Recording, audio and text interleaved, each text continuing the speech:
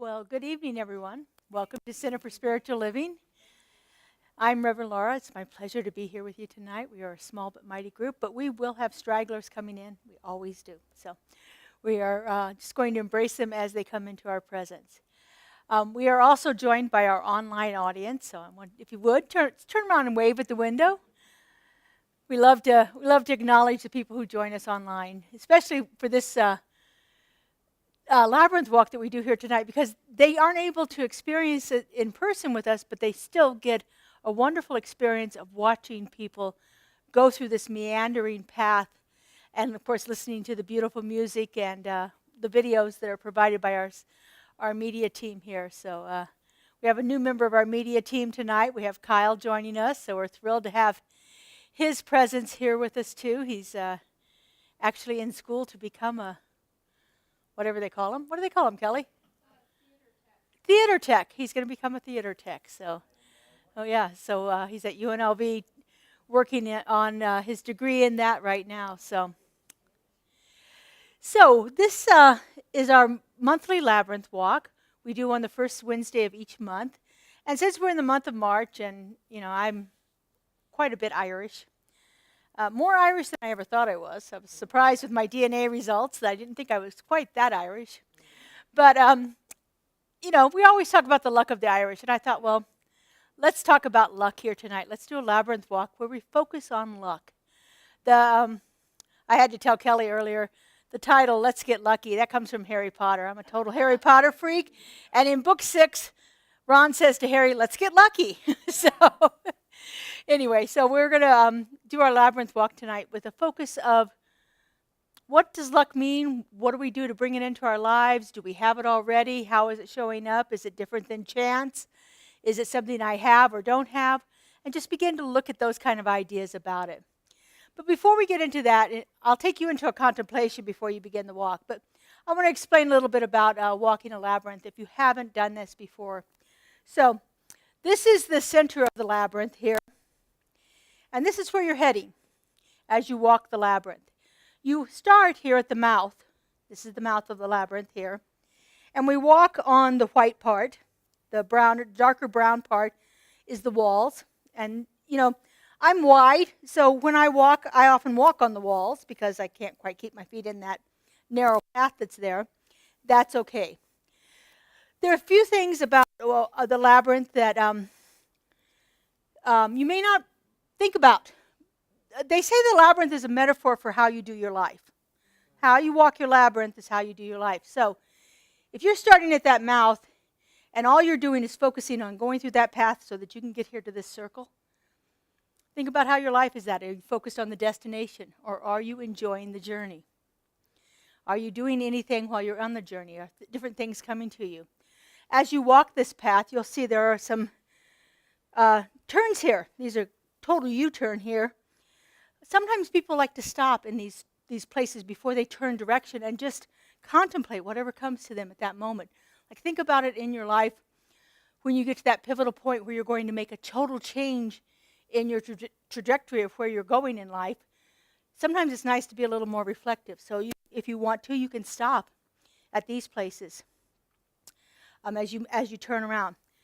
Notice how you feel when you're walking these big sweeping arcs that go halfway around here, and compare it to how you feel as you're making these quick turns here. Notice what's going on inside of you. That can give you good information. This is a group labyrinth walk, so there's some things about walking with a group. One of the things is that you are here to take care of yourself. So you walk at your pace. Okay? You walk at your pace. Now, there may be somebody coming up behind you, and you can feel them. So you have a couple of options here. First off, your job is not to take care of them. They get to do what they need to do on their path. Your job is to take care of you. But if you feel that person and they're not moving around you, you could just step aside until they pass you and then step back into your lane. That's perfectly fine. I would encourage you not to speed up if you feel that person behind you, because then you're following their agenda, not yours.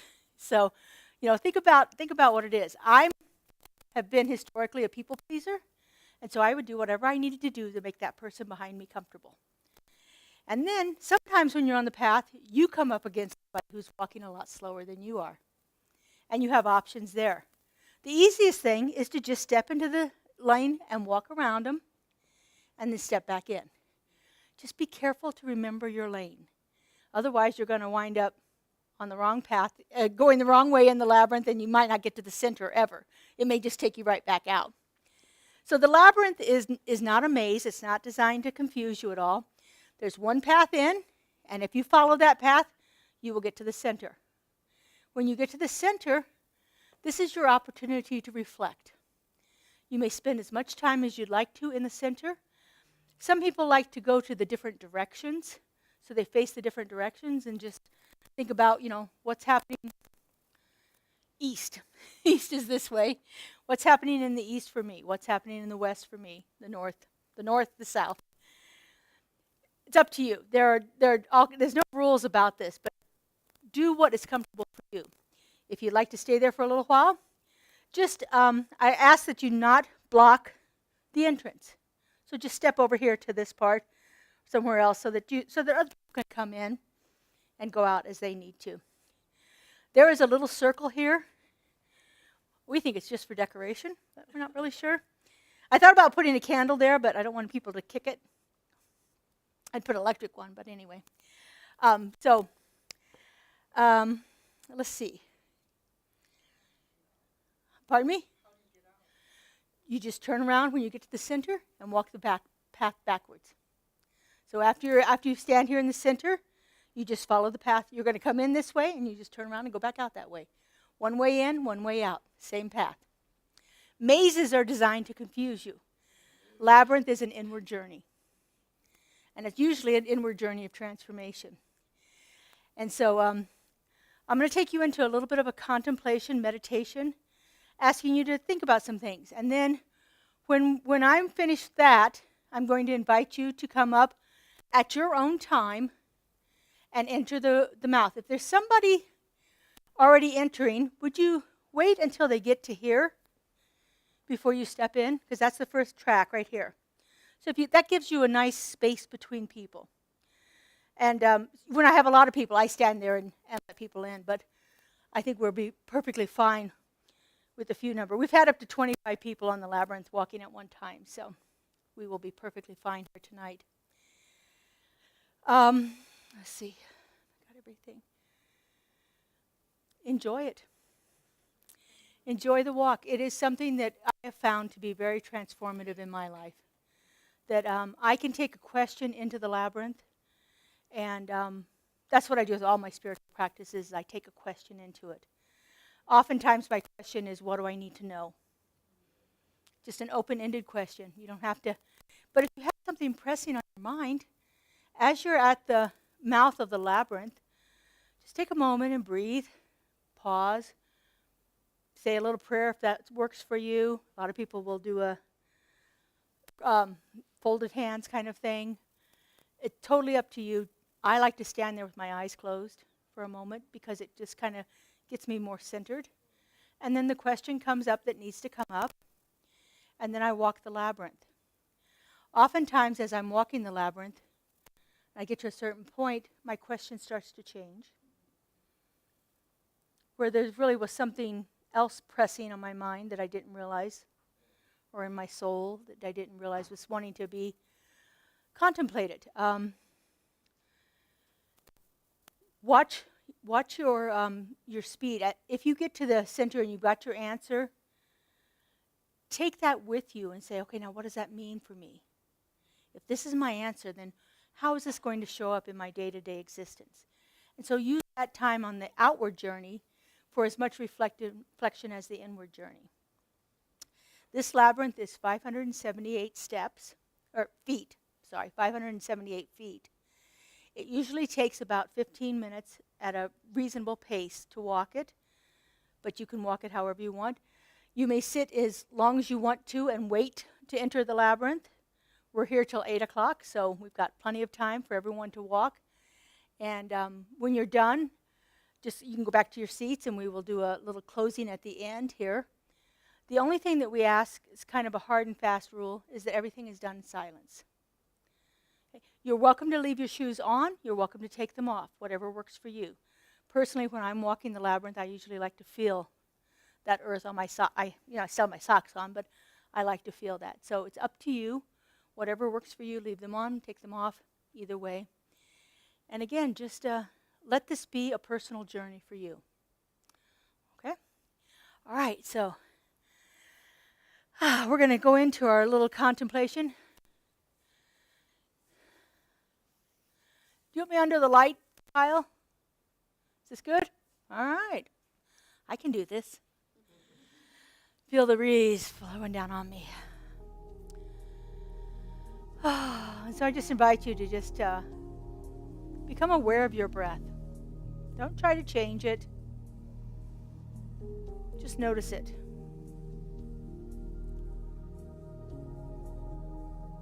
Notice what happens to your body as you breathe in and out.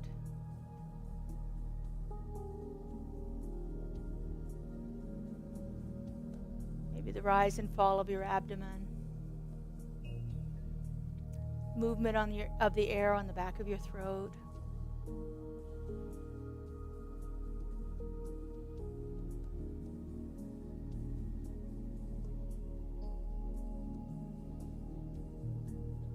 And now just notice your body. Notice how it touches the chair. Feel that chair fully supporting you. Notice your feet on the ground.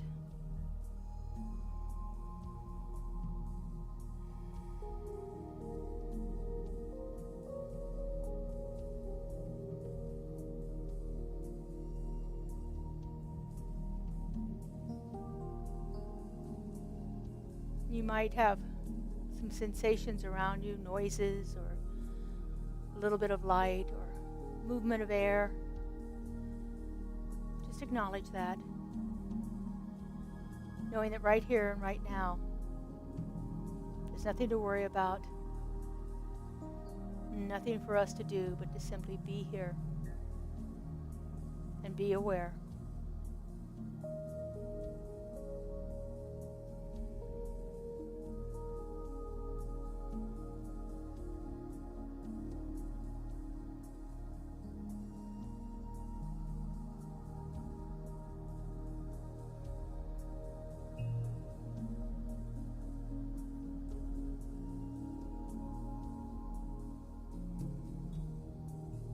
And so tonight we are focusing on that idea of luck.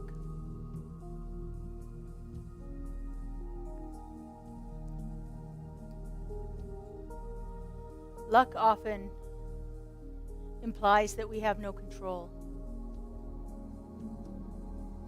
that we are subject to external forces that either bring something good into our lives or stop something bad from happening.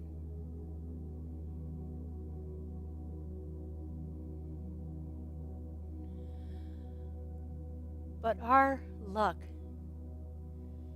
is already in us.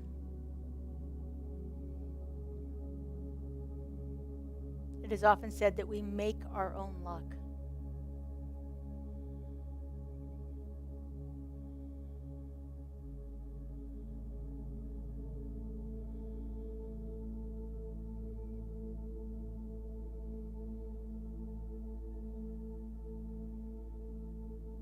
What areas in your life have you felt lucky?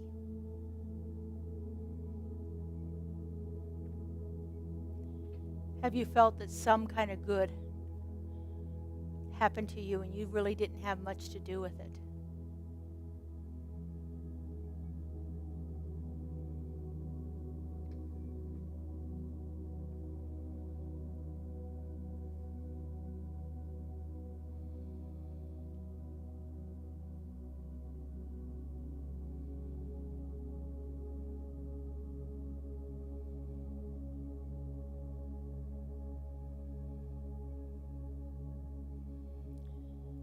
And what areas of your life have felt unlucky?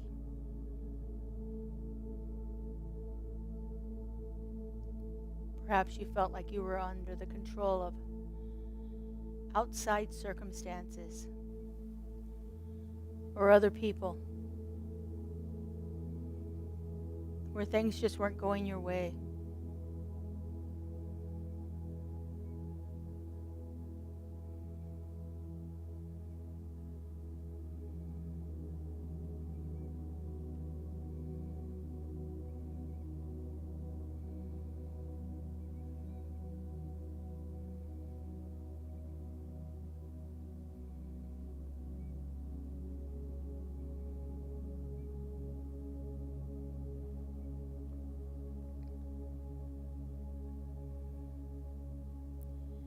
And what things have you done in your life that seem to have changed your luck somehow?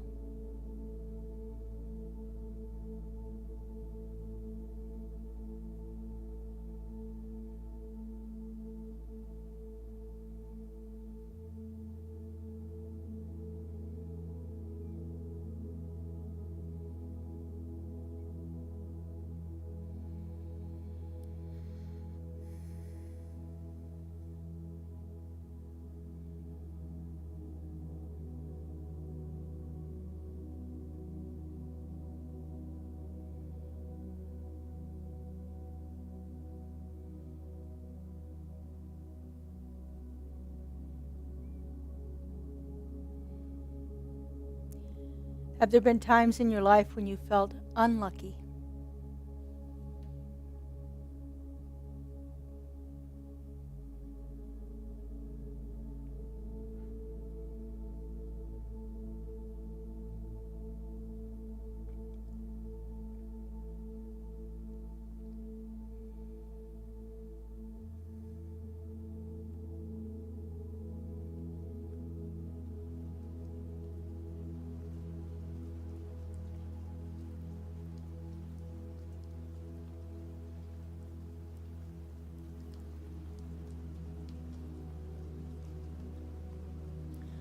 What kind of things have you done to bring more luck into your experience in the recent weeks, where you felt like things were just going perfectly for you?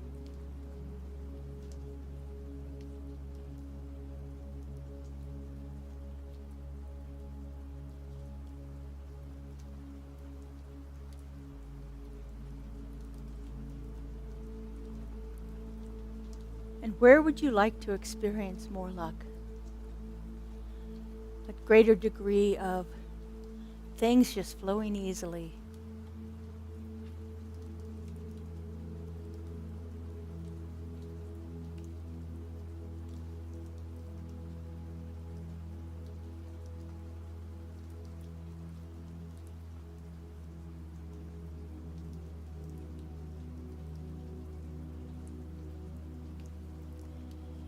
Finally, what are you willing to do or to change or to become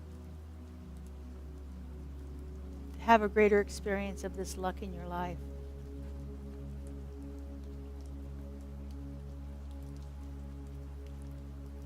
For everything we need is already instilled within us.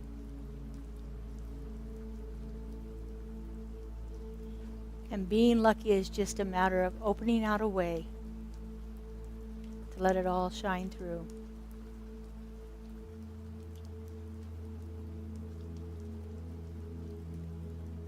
So just spend a few moments contemplating these ideas. And when you feel called to, when you're ready for your walk, simply quietly get up and go to the mouth of the labyrinth. Ask your question, say your blessing, pause for a moment in silence, and then begin your walk.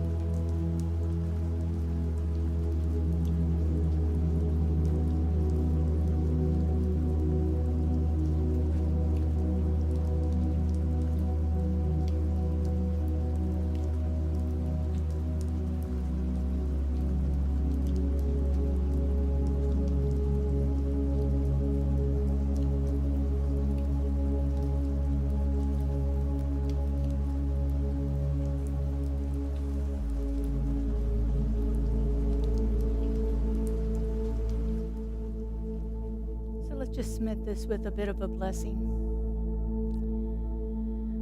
Oh,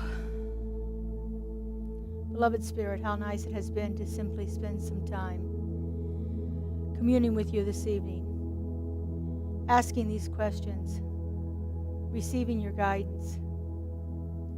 I know that each one of us is blessed by the time we've spent in the labyrinth. And I know that that blessing moves out from us, touching everyone we come in contact with.